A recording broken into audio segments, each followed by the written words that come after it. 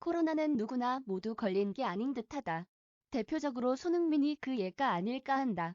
한국 축구 국가팀인 황희찬은 코로나 양성이 나왔고 황희찬은 골을 넣고 손흥민과 포옹했다. 그런데 손흥민도 양성이 나와야 한다. 그러나 손흥민은 음성으로 나왔고 오늘 맨시티 경기에서 5분 만에 골까지 넣었다. 그런데 마스크를 해도 걸리는 경우가 있다.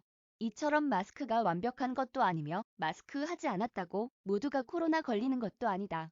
즉 면역력 문제가 아닐까 한다. 그래서 젊은 층에서 코로나가 별 힘을 쓰지 못하는 게 아닐까 한다. 또한 젊은 층이라도 면역력이 떨어진 경우 걸리고 죽음까지 이르기도 한다. 그처럼 노인층에서 위험한 것이며 젊은 층에는 그리 위험한 게 아니다. 젊은이여. 자유를 탄압받지 말고 자유롭게 살아라. 우리는 코로나란 이름 아래 정부에게 탄압을 받게 되며 그게 당연하게 받아들일 때 어느 순간 정부에서 자유를 갈취해도 우리는 그게 당연하게 받아들이게 될 것이다. 이게 반복학습에서 나오는 것이다. 즉 코로나라 이름 아래 우리들은 자유를 탄압받고 있는 것이다. 이것을 당연하게 받아들이다간 어느 순간 학습이 되어 코로나가 끝나도 정부의 통제를 받게 될 가능성이 높아진다. 그리고 우리들은 코로나 학습에 의해 당연하게 느끼게 될 것이다. 코로나와 세균은 어찌 보면 과도하게 늘어난 인구를 억제하기 위해서 지구 스스로 자연치유가 아닐까 한다. 생각을 해봐라.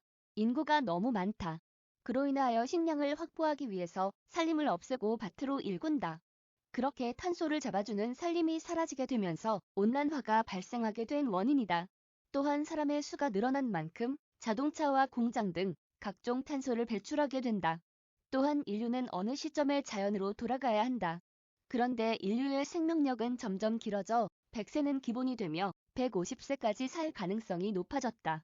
그렇게 죽지 않은 상태에서 새로운 생명이 만들어지게 되면서 과도하게 인구가 늘어나게 된다.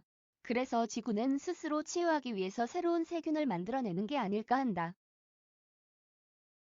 우리 인류는 생물이다. 그러므로 죽게 된다. 그처럼 언젠간 죽는다. 그처럼 세균으로 조금 빨리 자연으로 되돌아가는 것이다. 그처럼 죽음을 두려워할 때 오늘의 당신들의 배고픔을 걱정해야 한다. 그 대표적으로 20대 젊은 층은 독립하고 일거리가 없어서 굶는 경우가 늘어나고 있다. 물론 은수저 이상은 상관없는 일이다. 국회의원 금씨는 자신의 자식들에게 아파트와 현금 수억을 증여했다. 대부분 국회의원 정치인들은 부자들이다. 그러므로 지금 일이 없어서 굶고 있는 사람들이 심정을 이해하지 못한다. 그렇게 코로나 대책으로 거리두기 2단계를 하는 것이다. 일단 먹고 살 수 있게 구멍을 만들어 놓고 2단계를 하듯 3단계를 하듯 상관없다. 그러나 정부와 정치인들 고위직 국공무원들은 배고픔을 모르기에 서민들 중에서도 가난한 서민층의 현실을 인지 못한다. 탈무드에도 이런 글귀가 있다.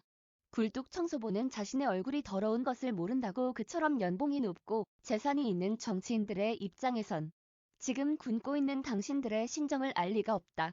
그렇기 때문에 2단계를 하고 일자리를 강제로 뺏는다. 그리고 공무원들은 어떤 작은 희생도 하지 않는다. 연봉과 보너스, 생명수당 등등 모든 것을 챙긴다. 그리고 따뜻하고 배부르게 먹는다. 그처럼 정부의 개가 되어서 일자리를 빼앗기는 자들은 서민층들일 뿐이다. 그 결과 빈부차가 점점 벌어지게 된 원이다. 가난한 사람은 더욱 가난해지고 부자는 더욱 부자가 되는 원인이다. 어떻게든 부자들은 이득을 챙긴다. 그리고 정부도 그런 부자들 기준으로 정책을 짜낸다. 그 이유는 그들이 부자이기 때문이다.